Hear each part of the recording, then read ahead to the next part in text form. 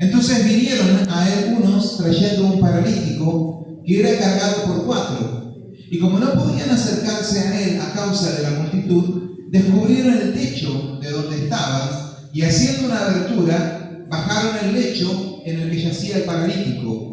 Al ver Jesús la fe de ellos, le dijo al paralítico: Hijo, tus pecados te son perdonados. ¿Cuántos creen que palabra del Señor pueden decir amén? Amén. Gracias al Señor, una poderosa palabra. Dice que cuenta una historia que había una niñita que estaba en su casa, golpeando la puerta y va a atender a la puerta.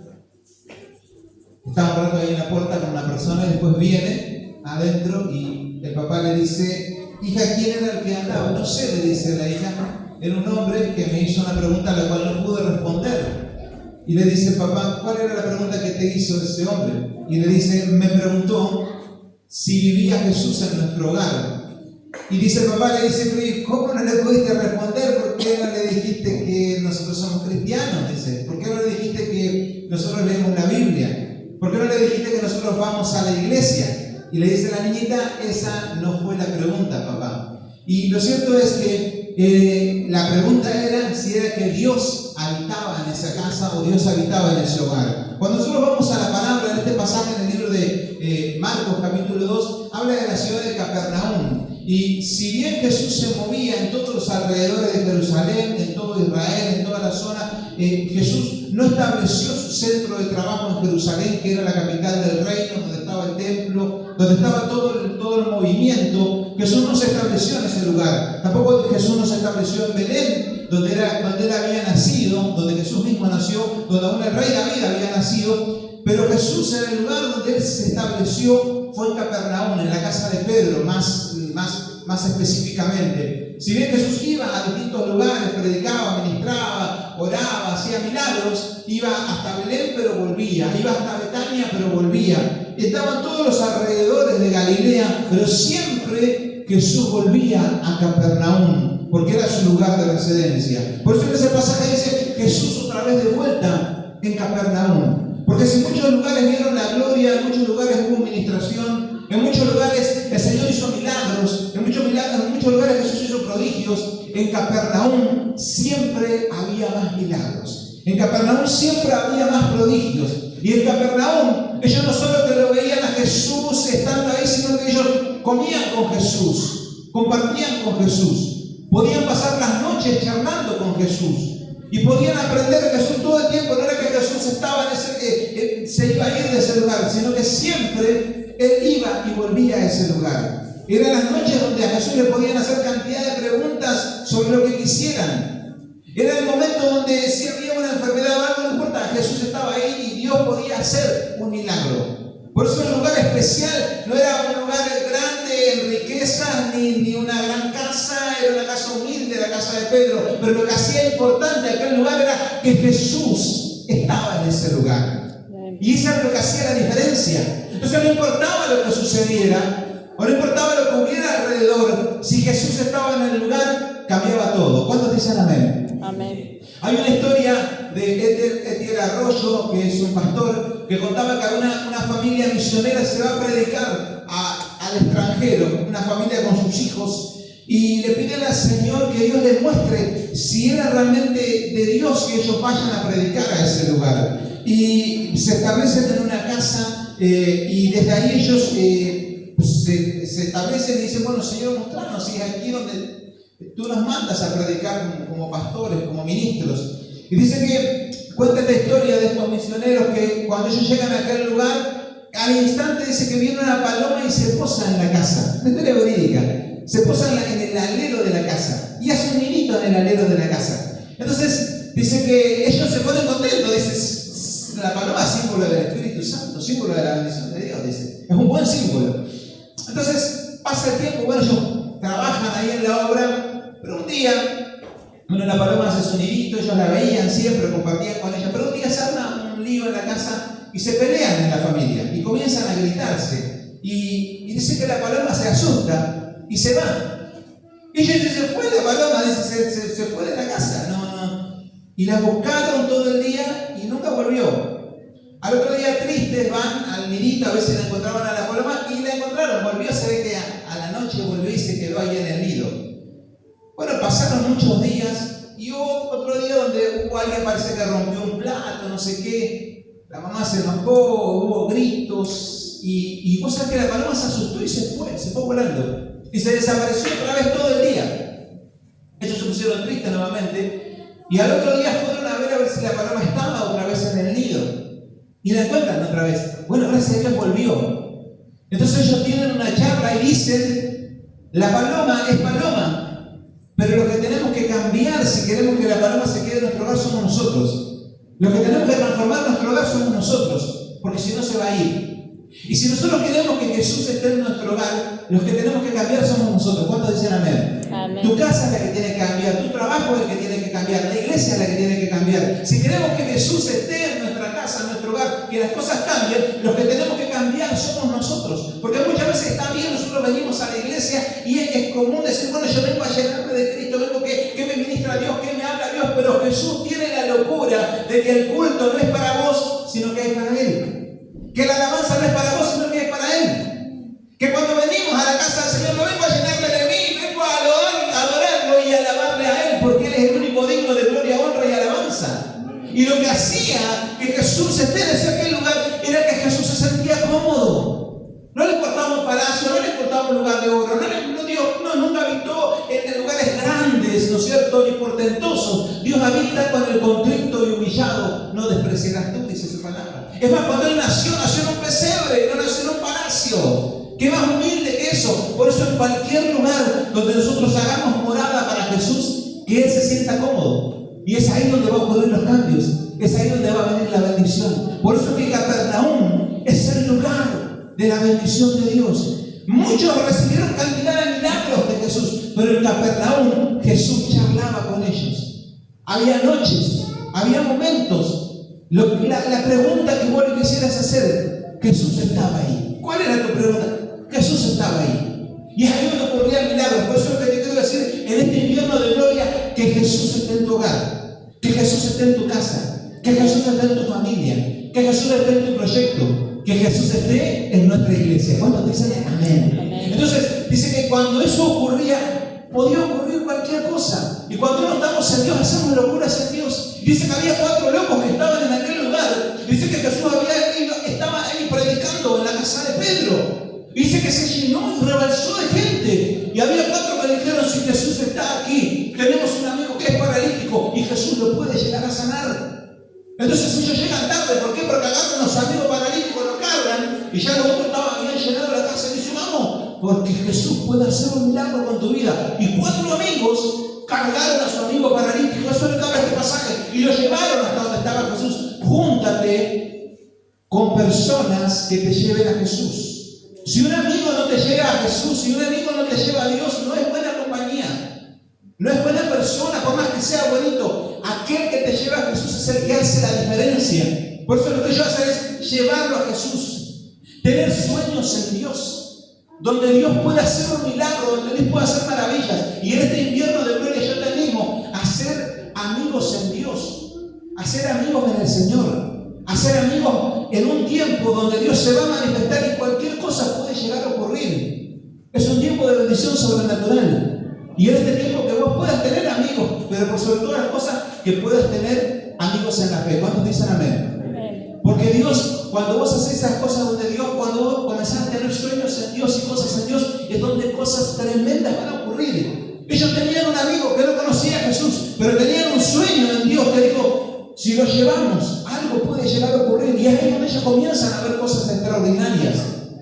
Que en este invierno nos encuentre más unidos que nunca. Me gozaba estos días porque estamos activados y anímense todos. Ayer me contaba los miles que estuvieron acá los jóvenes y estuvieron haciendo lío y qué sé yo, vienen el Señor, pero que se reúnan en Dios, que se gocen en Dios, porque ahí donde Dios se manifiesta, ahí donde la gloria de Dios se manifiesta. La vez pasada nosotros hacemos una vez al mes, hacemos beneficio de torta asada. Y siempre es un lindo momento porque trabajamos para la iglesia. Gracias a eso se está levantando lo que es la escuelita, ¿no es cierto? Ya en cualquier momento se va a terminar, si Dios quiere. ¿Cuántos dicen amén? Entonces, ya está ahí al caer. Pero bueno, las tortas asadas que estamos haciendo, que hacemos con los hermanos para eso, para comprar algunas cosas que hace falta en la iglesia, ¿no es cierto? Siempre hace falta algo, entonces con eso se hace. Y esta última vez que hicimos la torta asada, estuvimos ahí y estábamos contentos, no sé, se vendió todo rápido y en eso yo vengo para acá y la encuentro allá y estaba meta amasando y dice, vamos a quedarnos a comer unas pizzas. Le digo yo, ¿qué estás haciendo usted? Y yo te agarré con las manos en la masa y a ella le llamamos, hermano, véngase para acá, véngase para acá. Y nos reunimos e hicimos unas pizzas a las brasas. Y fue la mejor pizza porque compartimos entre hermanos, compartimos entre amigos y es un tiempo de bendición de Dios. Unite a amigos en Dios, unite a un tiempo de bendición en Dios. Pero esta semana estuvimos acá, el jueves vinimos, había una hermana que compró una guitarra y ya estuvimos tocando. Yo cruzamos acá apurado el jueves, ¿no es cierto? Yo le digo, nos quedábamos un rato más y ya hacíamos un culto acá en la iglesia, porque ya se empezaba a sentir la presencia de Dios.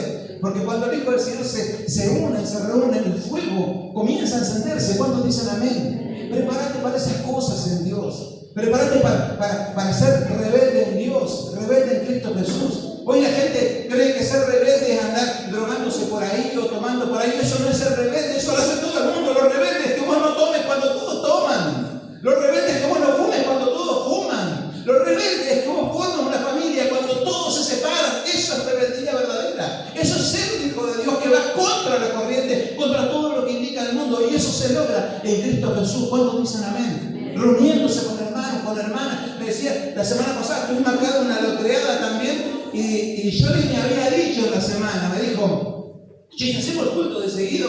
No, le digo, no sé si vamos a ir. Después acá se armó una sobremesa y ya agarramos la guitarra y comenzamos a tocar y dijimos, ya nos hubiéramos quedado al culto, hubiéramos hecho el culto temprano, así ya nos liberábamos. El domingo pasado hacíamos una vigilia, pero porque el fuego del Señor está encendido. ¿Qué te quiero decir con esto, hermano? Anímese en este invierno.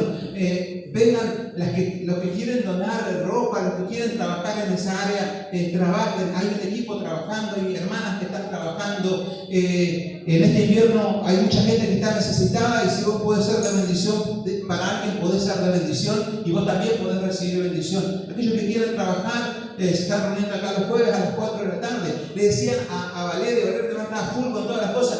Le decían los matrimonios que se reúnan a comer un guiso, a compartir. La iglesia la tienen libre, nosotros hay varios hermanos que tienen la llave de la iglesia, la cocina está funcionando. Bueno, ya me dijeron que no funcionaba. Bueno, entiendo que no se ocupa, hay que tener ahí apretado el botoncito porque si no se dice que se apaga. Pero hay gas, hay cocina y todo. Pero reúnanse los matrimonios. Armemos un tiempo de fuego de Espíritu de Dios. Un tiempo donde la gloria de Dios se manifieste en sueños. Soñemos sueños en Dios. Soñemos sueños grandes.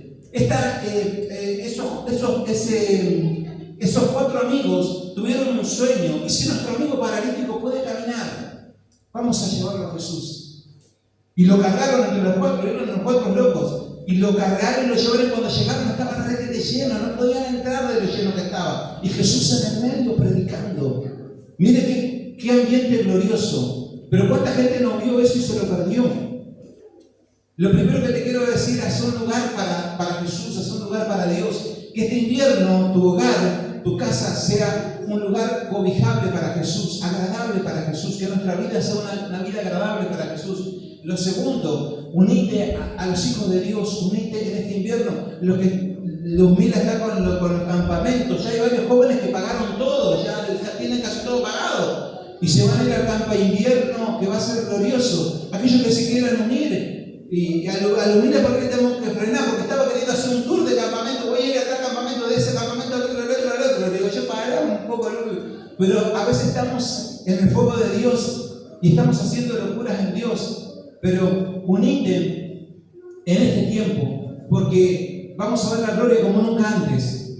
Cosas tremendas van a ocurrir. Amén. Por eso, unite a hermanos, a hermanas, reunite a comer un guiso, reunite a compartir con los jóvenes, reunite a las reuniones de mujeres, reunite a las reuniones que se abran, o a compartir, o simplemente no hacer reuniones, sino que a compartir nada más, y el fuego del Señor ya se enciende fácilmente. Porque estamos haciendo un lugar para Jesús. Amén. Entonces, dice que cuando ellos llegaron a aquel lugar, entraron, a veces las cosas van a ser difíciles, porque cuando llegan a aquel lugar ven que está lleno, pero eso no lo detiene. A veces las cosas van a ser difíciles. Y se subieron al techo de la casa, lo que dice el pasaje, y rompieron el techo.